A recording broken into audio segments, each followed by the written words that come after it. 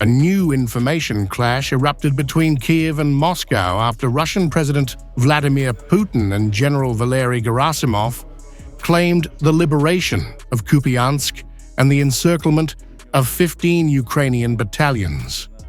Ukraine's military immediately rejected the statements, calling them fabrications, disconnected from realities on the ground. Viktor Trehubov, head of communications for Ukraine's Joint Forces Group, overseeing Kupiansk and Kupiansk-Vuzlovyi, said it was physically impossible to encircle such a large force inside a settlement spanning just 4 square kilometers.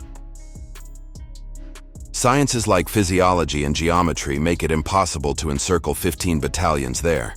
Overall, it seems Vladimir Putin has chosen a tactic of never surrender, embarrass yourself to the end. The situation remained stable. Some Russian forces were scattered across the northern districts of the town. Who they could have encircled there, I have no idea.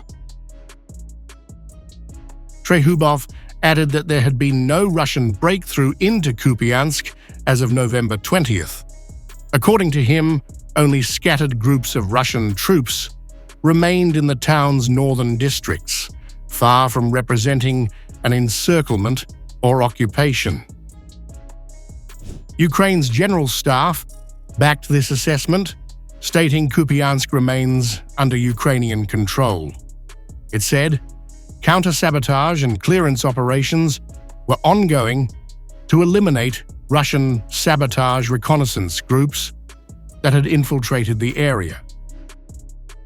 Kyiv reminded that this is Moscow's second encirclement announcement in less than a month.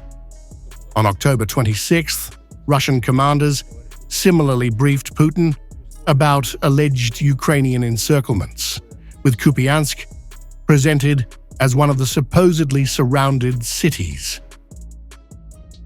Ukrainian officials say the real situation is the opposite of what Moscow claims. Russia's presence in Kupiansk has dwindled significantly, with Ukrainian estimates placing just 100 Russian soldiers in the town, cut off from logistical support. Moscow, however, held to its storyline. In a detailed briefing to Putin, Gerasimov insisted Russian forces were advancing in virtually all directions, highlighting gains in Volchansk, the Sumy-Kharkiv border areas, Seversk, Konstantinovka, and across the Dnipropetrovsk and Zaporizhzhia regions. Within the area of responsibility of the Northern Group of Forces, the creation of a security zone in the border areas of the Sumy and Kharkiv regions of Ukraine continues. 0-38. Assault units of the group are successfully advancing in the southeastern part of Volchansk. 0-44. To date, more than 80% of the city's territory has been liberated. The Western Group of Forces has liberated the town of Kupiansk and continues to destroy Ukrainian armed forces surrounded on the left bank of the Oskol River. The offensive in the Rubtsovsk and Krasno-Liman directions is developing successfully. 016.